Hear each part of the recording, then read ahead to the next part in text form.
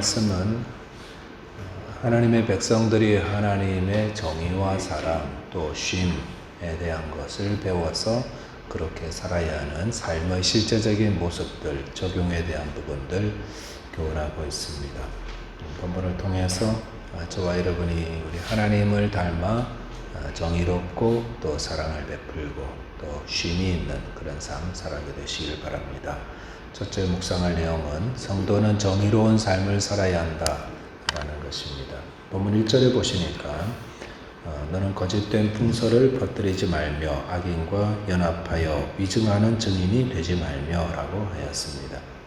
거짓 증인 되지 말라라는 말씀은 십계명 제9계명에 속한 말씀입니다.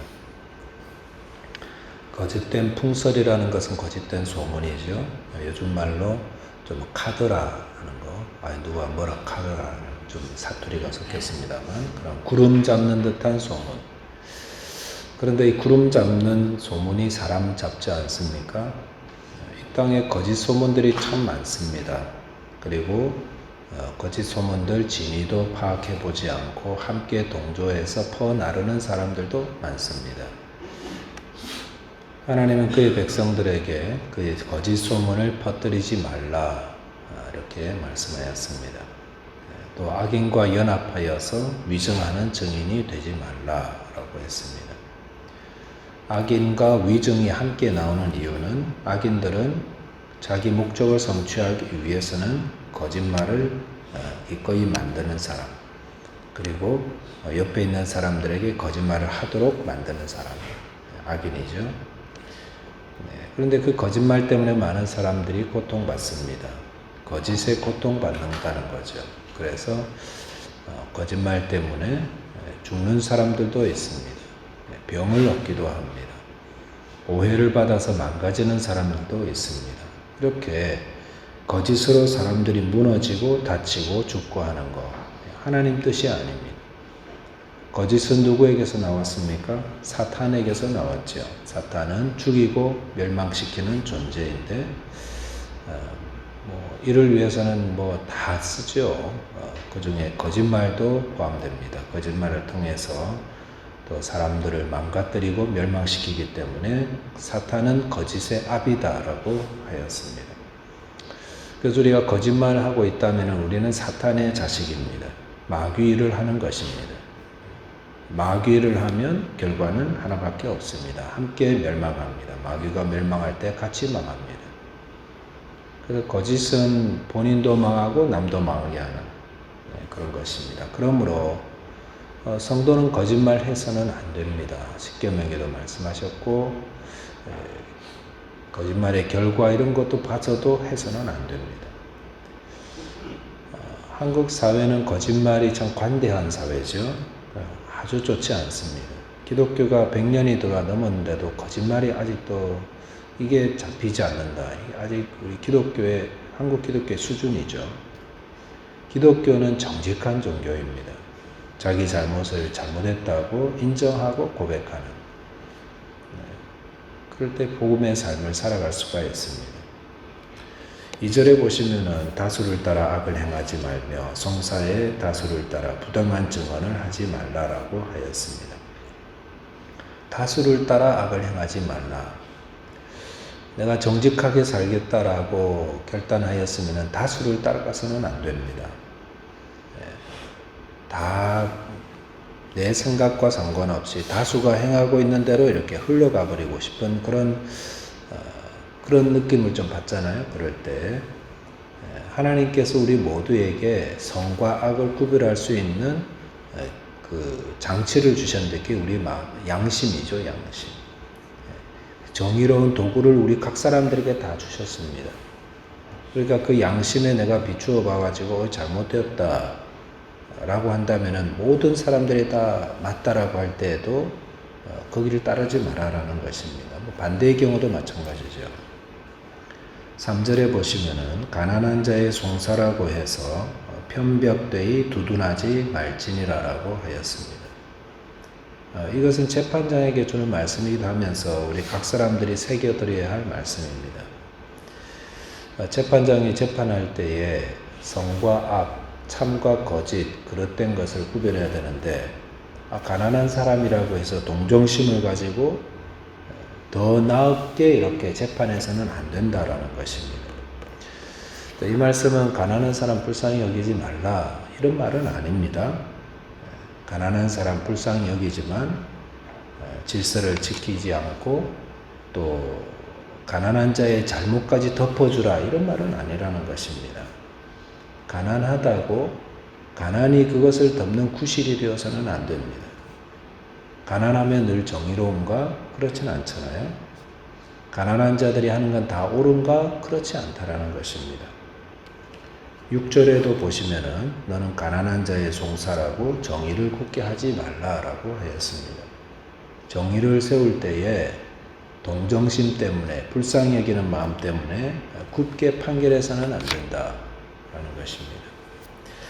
8절 보시니까 뇌물을 받지 말라라고 했습니다. 뇌물은 눈을 어둡게 한다. 9절에서는 이방 나그네를 압제하지 말라. 이 모든 게 뭐냐면은 바른 정의를 세우기 위해서라는 겁니다. 하나님은 정의로운 분이십니다. 그리고 우리의 양심과 우리의 법정을 통해서 한 개인의 정의를 세우는 건 양심이고 한 사회의 정의를 세우는 건 법정을 통해서 세워지거든요. 이를 통해서 정의로운 삶과 사회를 이루기를 바라십니다. 저와 여러분께서 삶 가운데 혹시 정의롭지 못한 부분이 있었는가? 아직도 양심의 가책을 받으면서도 행해왔던 것들이 있는가? 하나님 말씀 앞에서 그것들을 멈추고 바른 삶을 살아야 할 것입니다. 두 번째로 성도는 원수를 사랑해야 합니다. 본문 4절에 보시면은 내가 만일 내 원수의 길 잃은 소나 나귀를 보거든 반드시 그 사람에게로 돌릴지며 라고 하였습니다. 그리고 5절에 보니까 네가 만일 너를 미워하는 자의 나귀가 짐을 싣고 엎드러짐을 보거든 그것을 버려두지 말고 그것을 도와 그 짐을 부릴지니라 라고 했습니다. 4절 5절의 상황은 뭐냐면은 내 원수가 혹은 나를 미워하는 자가 곤란을 겪게 되었다는 것입니다. 그럴 때 하나님이 어떻게 하라고 하셨습니까? 그거 봐라, 그 벌 받았다 이러는 게 아니라 반드시 도와주라 라고 했습니다. 나와 원수의 그 집에 속한 나귀나 소가 길을 잃었습니다. 그 원수, 그 집안으로서는 굉장히 큰 손실이죠. 그랬을 때에 이게 그 집 소인데, 그 집 나귀인데 알아보았으면은 반드시 끌고 가서 돌려주라라는 것입니다. 그리고 나를 미워하는 자가 나귀에 짐을 싣고 가고 있었는데 보니까 길가에 이렇게 퍼졌어요. 짐을 너무 무거웠는지 나귀에게 무슨 문제가 있는지 주저앉아 버렸습니다. 어떻게 해야 되나. 못 본 채 하고 지나갈 수도 있지만 혹은 돌아서서 그냥 딴 길로 가버릴 수 있지만 그렇게 하지 말고 나귀를 일으킬 때 손이 필요한데 버려두지 말고 가서 도와주라는 겁니다. 이렇게 일으켜 세워서 같이 갈 수 있도록. 하나님의 명령입니다. 마음 좋으면 하고 마음 내키지 않으면 하지 않는 게 하나님의 명령입니다. 그렇게 하라고. 하나님은 우리가 원수와 곽을 세우며 살기를 바라지 않습니다. 오히려 하나님은 우리가 그 원수가 어려움을 졌을 때에 도움을 주는 자가 되라라고 하였습니다. 예수님도 마찬가지로 그런 말씀하셨죠. 마태복음 5장 44절에 나는 너희에게 이르노니 너희 원수를 사랑하며 주님의 말씀과 기준은 항상 율법보다 훨씬 높습니다. 그래서 예수 믿는 사람은 그 예수님의 말씀을 따라서 굉장히 높은 도덕성과 또 그 믿음의 삶이 있습니다. 박해받는 자를 위해서 기도하라. 너희를 박해하는 자를 위해서 기도하라. 못 살게 구는 사람 있죠? 기도하라고 했습니다. 오늘 아침에 좀 그 사람들 두고 좀 기도했으면 좋겠습니다. 하나님 이번 축복합니다. 여기까지 안 나오는 것들도 끝이번에 순종하라는 겁니다. 주님은 우리가 원수를 사랑하라 하였습니다. 예수님을 주로 고백하는 사람들은 그렇게 해야 합니다. 그리고 나를 핍박하는 자가 있는가? 그를 위해 기도하라 하였습니다. 그럴 때에 하나님의 온전하신 것 같이 우리도 온전한다 라고 하셨습니다. 우리 다 연약한 죄인들입니다. 부족한 사람들입니다. 미성숙한 사람들입니다. 그러다 보니까 이런 사람들이 함께 모여 살다 보니까 피치 못하게 부딪힘이 있고 오해가 있고 원수가 되기도 하고 미워하기도 하고 미움받기도 하고. 그럴 때 하나님 뭐라고 하셨습니까? 그의 백성들에게 그냥 너 좋아하는 사람들만 보고 만나고 살아. 원수된 자가 있으면 그냥 피해가고 만나지도 말고 너도 모르고 그냥 간섭도 하지 말고 살아. 이렇게 하지 않았습니다. 원수된 자 어려움 처했을 때 도와주고 너를 핍박하는 자 위해서 기도하고 그럴 때에 하나님의 자녀가 된다라고 하셨습니다. 그래서 하나님의 자녀가 된 사람이라면 그 사람은 원수에 대해서 또 내가 죽도록 나를 미워하는 사람에 대해서 도와주고 그를 위해서 기도하는 자라는 것입니다. 로마서 12장 20절 말씀에서도 내 원수가 줄이거든 먹이고 목마르거든 마시게 하라. 그리함으로 내가 숯불을 그 머리에 쌓아놓으리라 라고 했습니다.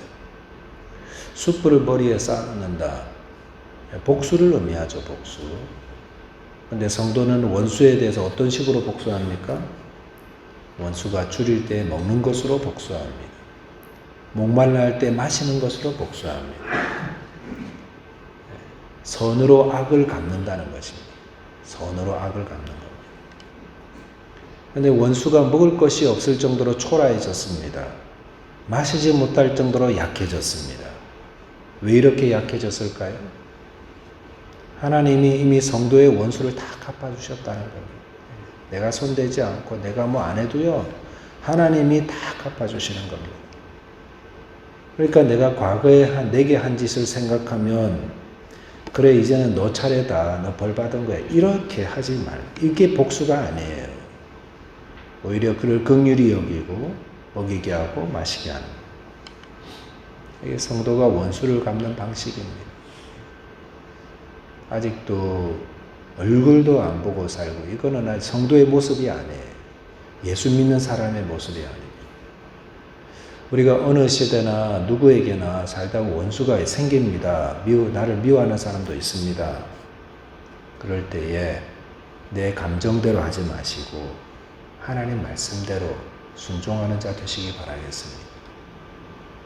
세 번째 짧게 한번 살펴볼 것은 성도는 쉼이 있는 삶을 살아라 라고 하였습니다. 쉼이 있는 삶. 보면 10절 11절 이하가 그 말씀이죠. 안식년에 대한 말씀.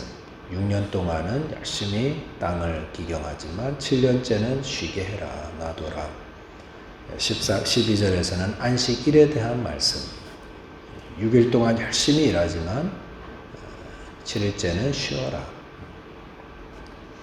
이게 하나님의 뜻이라는 겁니다. 우리의 삶에 쉼이 있기를 바라십니다. 열심히 일하지만 7년째 또 7일째는 쉬어라.